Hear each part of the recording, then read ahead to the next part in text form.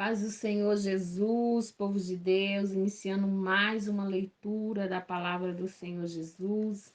E hoje nós vamos estar meditando nos capítulos 28 e 29 do segundo livro das Crônicas, em João 17.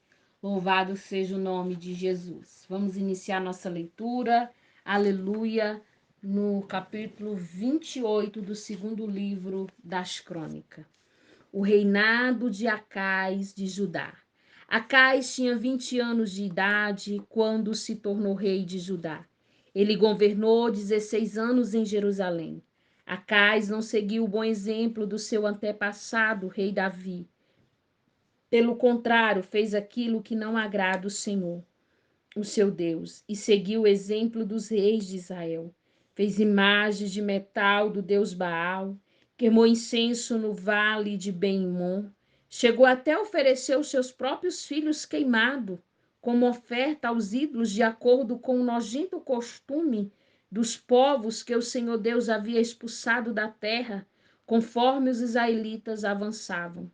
Acais também ofereceu sacrifício e queimou incenso nos lugares pagãos de adoração, nos morros e debaixo de todas as árvores que dão sombra. Por isso, o Senhor Deus de Acais deixou que o rei Sírio vencesse. Os sírios derrotaram o exército de Acais e levaram muitos judeus como prisioneiro para Damasco. E Deus também deixou que Acais sofresse uma grande derrota na guerra contra o rei de Israel. E num só dia, o rei de Israel, Peca, filho de Remalias, matou 120.000 soldados valentes do exército de Acais. Deus fez isso porque o povo de Judá havia abandonado o Senhor, o Deus dos seus antepassados. Zincre, um valente soldado de Israel, matou Mazeías, filho do rei Acais. Matou também Azicrã, o chefe do palácio, e Eucana, o primeiro-ministro do rei. Na terra de Judá, os israelitas levaram como prisioneiros muito dos seus patrícios, isto é, 200.000 mulheres e crianças. Pegaram também muitos objetos de valor e os levaram consigo para a cidade de Samaria. O profeta Obed. Obed, um profeta do Senhor, Deus estava em Samaria e foi encontrar-se com o exército israelita que estava voltando para lá. Obed disse a eles: O Senhor, o Deus dos seus antepassados, ficou irado com o povo de Judá e deixou que vocês derrotassem. Mas vocês mataram aquela gente com tanta raiva que Deus ficou sabendo disso. Agora vocês estão querendo fazer com que os homens e as mulheres de Judá e de Jerusalém se tornem seus escravos. Será que vocês não sabem que vocês pecaram contra o Senhor Deus? Portanto, ouça o que eu estou dizendo. Leve de volta os seus patrícios, esses prisioneiros que vocês trouxeram, pois Deus está muito irado com vocês. Então, 4 das altas autoridades de Israel, isto é, Azarias, filho de Jonã, Berequias, filho de Melisemote, e Esquias, filho de Salum, e Amasa, filho de Audali, também ficaram contra o exército de Israel. Aleluia, dos israelitas, que os israelitas tinham feito. E disseram: Não traga esses prisioneiros para cá. Pecamos muito contra Deus, o Senhor. O que vocês estão querendo fazer agora nos tornaria ainda mais culpado diante de Deus. Ele está muito irado com a gente. Aí os soldados israelitas largaram os prisioneiros e as coisas que tinham trazido de Judá, entregando ao povo e às autoridades. Os 4 homens já citados foram escolhidos para cuidar dos prisioneiros, das coisas que tinham sido trazidas de Judá. Eles pegaram roupas e sandálias e deram os que precisavam. Depois deram de comer e de beber. Todos eles cuidaram dos seus ferimentos. Em seguida, levaram todos os prisioneiros de volta para a sua terra e os deixaram em Jericó, a cidade das palmeiras. Os que estavam muito fracos foram montados em jumento. Então os israelitas voltaram para Samaria. Acais pede socorro aos sírios. Nessa mesma época, o rei Acais mandou pedir socorro ao rei da Síria, porque muitas vezes os edomitas tinham invadido o país de Judá e havia derrotado o exército de Acais e levado alguns prisioneiros. Ao mesmo tempo, os filisteus estavam atacando as cidades que ficavam nas planícies e no sul de Judá, conquistando Bet-Semes, Aijalon, Gederote e também as cidades de Socó, Tirma e Zinzo, com os povos que ficavam ao redor.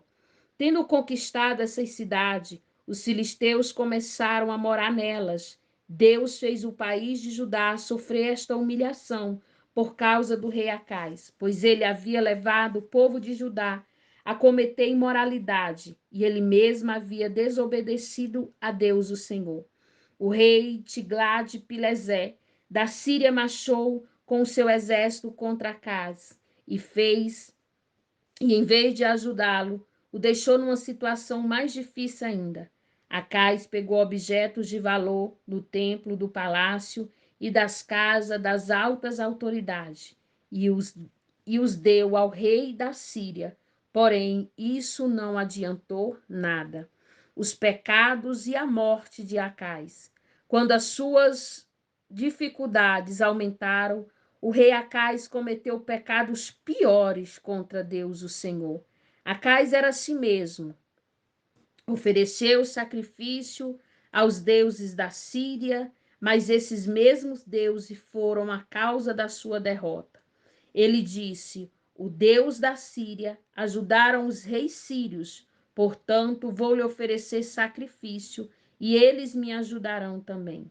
Mas eles trouxeram desgraça para o rei e para o país. Acais pegou o objeto do templo e os quebrou em pedaços. Fechou os portões do pátio do templo e mandou construir altares em todas as esquinas de Jerusalém. E mandou construir em todas as cidades de lugares pagãos e de adoração, onde se queimava incenso a deuses estrangeiros. Assim ele fez com que o Senhor, o Deus dos seus antepassados, ficasse muito irado. Todas as outras coisas que o rei Acais fez, desde o começo até o fim do seu reinado, está escrita na história dos reis de Judá e de Israel. Acais morreu e foi sepultado na cidade de Jerusalém, mas não nos túmulos dos reis. E o seu filho Ezequias ficou no lugar dele como rei. O reinado de Ezequias de Judá. Ezequias tinha 25 anos de idade quando se tornou rei de Judá. Estamos lendo o capítulo 29 do segundo livro dos reis, do segundo livro das crônicas, perdão, queridos. Ezequias tinha 25 anos de idade quando se tornou rei de Judá. Ele governou 29 anos em Jerusalém. A sua mãe se chamava Abia e era filho de Zacarias. Segundo exemplos dos seus antepassados, o rei Davi, Ezequias fez aquilo que agrada ao Senhor, a purificação do templo. No primeiro mês do seu reinado, Ezequias abriu os portões do pátio do templo e mandou consertá-los, pois mandou chamar os sacerdotes, os levitas, para uma reunião no pátio, aleluia, leste do templo e disse: levitas, escute o que eu vou dizer. Purifique-se a vocês mesmos e purifique também o templo do Senhor, o Deus dos nossos antepassados. Tirem do templo tudo o que é impuro. Os nossos antepassados foram infiéis ao Senhor nosso Deus e rejeitaram e fizeram aquilo que se considerava mal. Viraram as costas para o templo onde Deus mora e deixaram de adorá-lo. Fecharam os portões do templo, apagaram as lamparinas e deixaram de queimar incenso e de oferecer aleluia ao Deus de Israel, sacrifício que costuma ser completamente queimado no altar que ficava em frente do templo. Por isso o Senhor ficou irado com o povo de Judá e de Jerusalém, e o que ele deixou, todos os chocados e horrorizados. Perdão, queridas, vou repetir o versículo 8. Por isso o Senhor ficou irado com o povo de Judá e de Jerusalém. E o que ele fez deixou todos chocados e horrorizados. E então todos, aleluia, começaram a zombar de nós, como vocês bem sabem. Os nossos pais foram mortos na guerra, e os nossos filhos e as nossas filhas e as nossas mulheres foram levados embora como prisioneiro. Agora resolvi fazer uma aliança com o Senhor, Deus de Israel, para que ele pare de ficar irado conosco. Portanto, os meus filhos, não sejam relaxados, pois o Senhor os escolheu para que vocês o sirvam no templo, para que ajudem nos cultos de adoração e para que queime incenso em honra dele. Estavam ali os seguintes levitas, do grupo de Coate, Maate, filho de Amazai, e Joel, filho de Azarias. Do grupo de Merari, Quis, filho de Abide, e Azarias, filho de Gelael. Do grupo de Gessom, Joar, filho de Zima, e Éder, filho de Joá. Do grupo de Elisafã, Singre e Jeru. Do grupo de Asaf, Zacarias e Matanias. Do grupo de Emã, Jeuel e Semiei. Do grupo de Jetutum, Semaías e Uzuel. Esses homens mandaram chamar os outros levitas e todos eles se purificaram. Depois, de acordo com que o rei, obedecendo a ordem de Deus, havia mandado, foram purificar o templo. Aí os sacerdotes também entraram no templo para purificá-lo. Tiraram de dentro tudo que era impuro e levaram para o pátio, e dali os levitas levaram para fora até o vale de Cedron. Começaram a purificação no primeiro dia do primeiro mês. No dia 8º havia chegado até a sala da entrada do templo. Trabalharam mais 8 dias e no dia 16 terminaram a purificação do templo. Então foram ao palácio para falar com o rei Ezequias e lhe disseram: purificamos o templo todo, incluindo o altar, onde os sacrifícios são queimados com todos os seus objetos à mesa, para os pães oferecidos a Deus com os seus objetos. Também fomos buscar os objetos que o rei Acais, por ser infiel a Deus, havia jogado fora. Durante o seu reinado, nós os purificamos e colocamos em frente do altar de Deus, o Senhor. O templo é dedicado a Deus. No dia seguinte, Ezequias se levantou bem cedo, mandou chamar as altas autoridades de Jerusalém e foram junto ao templo. Ezequias mandou que trouxesse 7 touros, 9, 7 carneiros, 7 ovelhas e 7 bodes, a fim de oferecer como sacrifício para tirar os pecados da família do rei e do povo de Judá, para purificar o templo. Então ordenou que os sacerdotes e os descendentes de Arão, aleluia, oferecesse os animais no altar. Primeiro, os sacerdotes mataram os touros novos, pegaram um pouco do sangue e borrifaram no altar. Depois fizeram o mesmo com os carneiros e as ovelhas. E em seguida pegaram os bodes, que era o sacrifício para tirar os pecados, e os levaram ao rei e às outras pessoas para que colocassem as mãos na cabeça dele. Então os sacerdotes mataram os bodes e despejaram o sangue ao pé do altar como sacrifício, para tirar o pecado de todo o povo. Pois o rei havia ordenado que o sacrifício que era completamente queimado e o sacrifício para tirar pecado fosse oferecido em favor de todo o povo de Israel. Ezequias obedeceu à ordem do rei Davi, a ordem que o Senhor Deus tinha dado por meio de Gade, o profeta do rei, e do profeta Natã. Ele pôs no templo os levitas com os seus pratos musicais, harpas e lira. Os levitas estavam ali de pé, com aqueles instrumentos musicais que Davi havia mandado usar os sacerdotes. Aleluia. Tinha trombetas. Ezequias ordenou que oferecesse no altar sacrifício que seria completamente queimado. E logo que o sacrifício começou, todos começaram a cantar hinos de louvor a Deus. O Senhor, acompanhado pelas trombetas e pelos outros instrumentos musicais. Todos adoraram a Deus, e os hinos e o toque de trombetas continuaram até que o sacrifício terminou. Em seguida, o rei e todas as outras pessoas se ajoelharam e adoraram a Deus. O rei e as altas autoridades disseram aos levitas que cantassem ao Senhor os cânticos compostos por Davi e pelo profeta Asaf. Cantaram cheio de alegria e depois se ajoelharam e adoraram a Deus. Então Ezequias disse ao povo: Vocês se dedicaram ao serviço de Deus, o Senhor, portanto, venha ao templo e ofereça sacrifício como oferta de gratidão a Deus.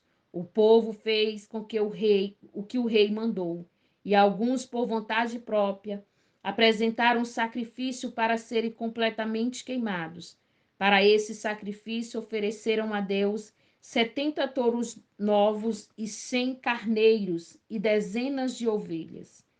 Aleluia. E 200 ovelhas, perdão, queridos. Para as ofertas de gratidão foram oferecidos 600 touros e 3.000 carneiros. Não havia sacerdotes em número suficiente para tirar a pele dos animais que estavam sendo sacrificados. E por isso os levitas os ajudaram até terminarem o sacrifício. A essa altura, outro sacerdote já haviam purificado. Os levitas estavam mais dispostos a se purificar do que os sacerdotes. Além de muitos animais que foram completamente queimados, houve também a oferta da gordura dos animais oferecida como oferta de paz. E houve as ofertas de vinho que acompanhavam o sacrifício que era completamente queimado. Assim começou de novo o culto no templo. Ezequias e todo o povo ficaram alegres com o que Deus havia feito por eles. Aleluia, pois tudo isso aconteceu muito depressa. Essa foi a nossa leitura nos capítulos, aleluia, 28 e 29 do segundo livro das Crônicas. Vamos, aleluia, para João, capítulo 17. Jesus ora em favor dos seus seguidores. Lembrando, queridos, que eu leio na versão NTLH.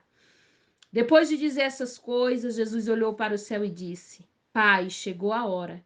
Revela a natureza divina do teu filho, a fim de que aquele que revela a tua natureza gloriosa, pois tem dado ao filho autoridade sobre todos os seres humanos, para que ele dê a vida eterna a todos os que lhe deste. E a vida é esta, que eles conheceram a ti, que és o único Deus verdadeiro. Conheça também Jesus Cristo, que enviaste ao mundo. Eu revelei ao mundo a tua natureza gloriosa, terminando assim o trabalho que me deste para fazer. Agora, Pai, dai-me tua presença, a mesma grandeza divina que eu tinha contigo antes do mundo existir. Eu mostrei quem tu és para aquele que tiraste do mundo e me deste. Eles eram teu e tu destes para mim. Eles têm obedecido a tua mensagem e agora sabe que tudo o que me tem dado vem de ti. Pois eu lhe entreguei a mensagem que tu me deste, e eles receberam e ficaram sabendo que é verdade, que eu vim de ti e creram que tu me enviaste. Eu peço em favor deles, não peço em favor do mundo, mas por aqueles que me deste, pois são teu. Tudo o que é meu é teu, tudo o que é teu é meu. E a minha natureza divina se revela por meio daqueles que me deste. Agora estou indo para perto de ti. Eles continuarão no mundo, mas eu não estou mais no mundo. Pai Santo, pelo poder do teu nome, o nome que me deste, guardas para que sejam um, assim como tu e eu somos um. Quando estava com eles no mundo, eu os guardava pelo poder do teu nome, o mesmo nome que me deste. Tomei conta deles e nenhum se perdeu, a não ser aquele que já ia se perder, para que se cumprisse as escrituras sagradas que dizem: Agora estou indo para perto de ti. Mas digo isso enquanto estou no mundo, para que o coração deles fique cheio da minha alegria. Eu lhe dei a tua mensagem, Mas o mundo ficou com ódio deles, porque eles não são do mundo, como eu também não sou. Mas peço que os tire do mundo, mas para que guarde do maligno. Assim como eu não sou do mundo, eles também não são. Que eles sejam teus por meio da verdade. A tua mensagem é a verdade. Assim como tu me enviaste no mundo, eu também os enviei. Em favor deles, eu me entrego completamente a ti. Faço isso para que, de fato, eles também sejam completamente teus. Não peço somente por eles, mas também em favor das pessoas que vão crer em mim por meio da mensagem deles. Peço que todos sejam um, e assim como tu, meu Pai, está unido comigo, que eu estou unido contigo, que todos que crerem também estejam unidos a nós, para que o mundo creia que tu me enviaste. A natureza divina que me deste, eu reparti com eles. Aleluia, a fim de que possam ser um, assim como tu e eu somos um. Eu estou unido com eles e tu estás unido comigo, para que eles sejam completamente unidos, a fim de que o mundo saiba que tu me enviaste e que me ama. Aleluia. Me enviaste que as ama os meus seguidores, como também me ama. Pai, quero que onde eu estiver, aqueles que me deste esteja comigo, a fim de que veja a minha grandeza divina, que tu me deste, pois me amaste antes da criação do mundo. Pai justo, o mundo não te conhece, mas eu te conheço. E aquele que me deste sabe que tu me enviaste. Eu fiz com que eles te conhecessem e continuarei a fazer isso para que o amor que tem por mim esteja nele e para que eu também esteja unido com eles. Essa foi a nossa leitura de hoje.